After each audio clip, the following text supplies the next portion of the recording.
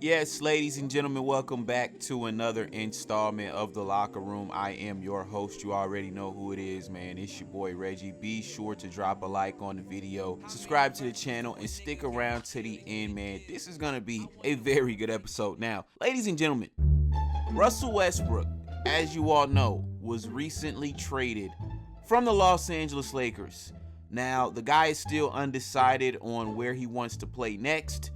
But Rob Pelinka, the Lakers general manager, sat down for an interview and pretty much talked about why Russell Westbrook was traded from the Lakers. Now, I told you guys this. 99% of sports media these days, it's all cap, right? These dudes, they sit on TV and they give the most politically correct BS answers that you're going to hear.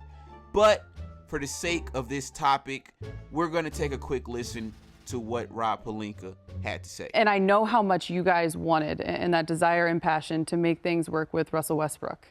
Why don't you think, Rob, that led to more wins?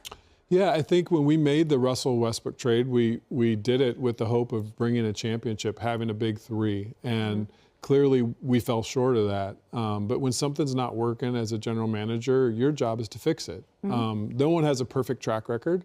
But when you feel like a team isn't performing the way it's supposed to, you've got to rearrange the parts. And that was sort of what we did at the trade deadline. Now,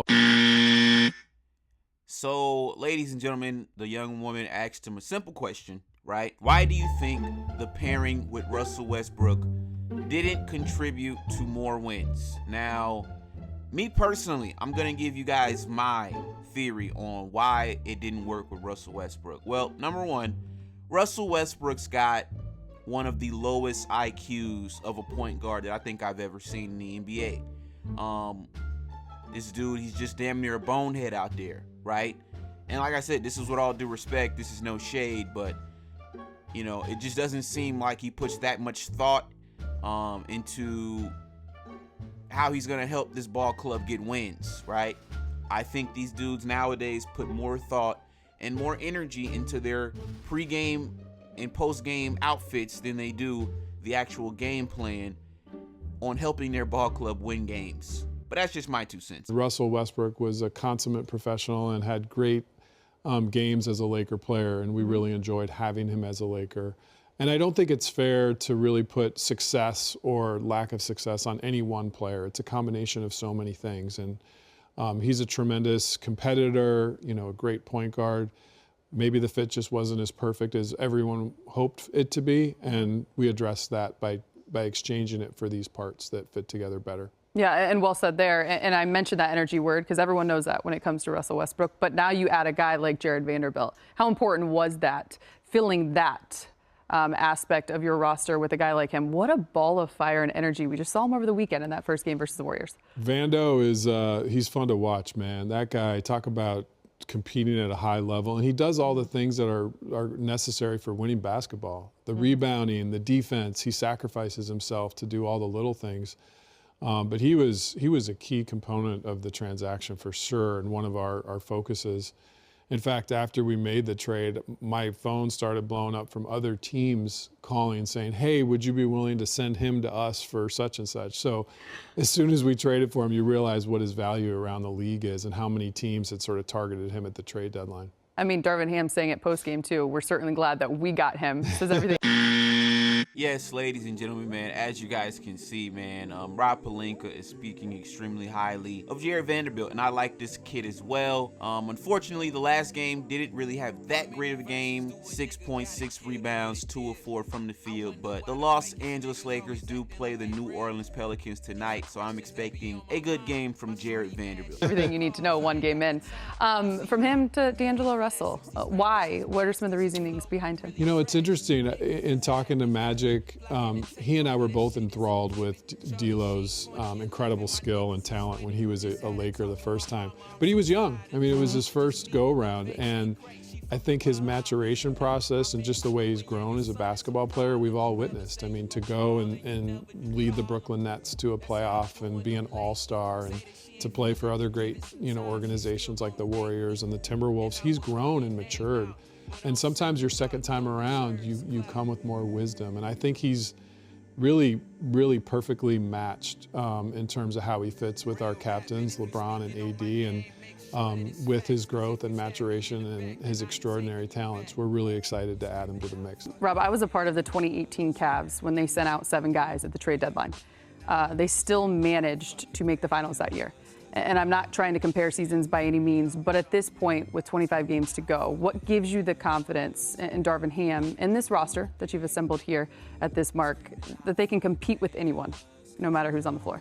Yeah, in talking to the guys after the acquisition, we really wanted our focus to be on the next game and just chipping away. And if we can string together wins and we can jump in, I've heard people on the outside say, hey, if the Lakers find a way to get in the playoffs, I would not want to be the team that's playing against this roster. There's just a lot of depth, a lot of different pieces. Obviously, AD and LeBron in a playoff series are matchup nightmares. So Seen that, yep. we really want to focus on the next game. And if it leads us into the playoffs, obviously that would be amazing too.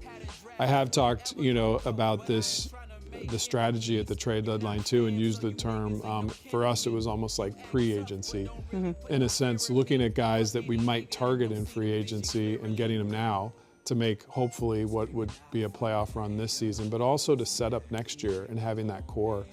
And we still have quite a bit of optionality. I think if you study our cap, Allie, you'll see that some of these guys have team options or team-controlled seasons. So we can see how these pieces fit together and then reassess in June and July and maintain our flexibility and optionality, whether that's in free agency or otherwise. So yes, ladies and gentlemen, as you guys just heard, man, Rob Pelinka pretty much explaining the Russell Westbrook move. I wish this guy the best in his next stop in the NBA.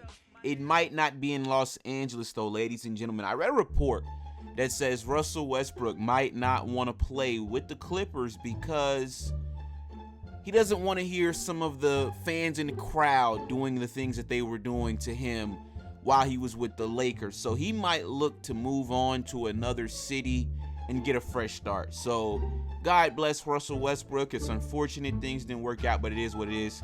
You guys heard Rob Pelinka refer to D'Angelo Russell coming back with the Los Angeles Lakers. I actually read a report that the Los Angeles Lakers will be looking to re-sign D'Angelo Russell this offseason. As you guys can see, the last game versus the Trailblazers, not a bad game, 16 points, 7 of 16 from the field. I will be expecting more from him tonight. But ladies and gentlemen, we have good news though, man. LeBron James will be making his return tonight against the New Orleans Pelicans. So yes, man, I am expecting a Lakers win. It is time for the Lakers to get back on the board and continue this playoff push, ladies and gentlemen. But that's pretty much all I got for this video. Do me a favor, come into the comments section down below and let me know what you thought about what Rob Pelinka had to say. And yes, man, I'm going to catch y'all on the next one. This was another installment of The Locker Room. Peace.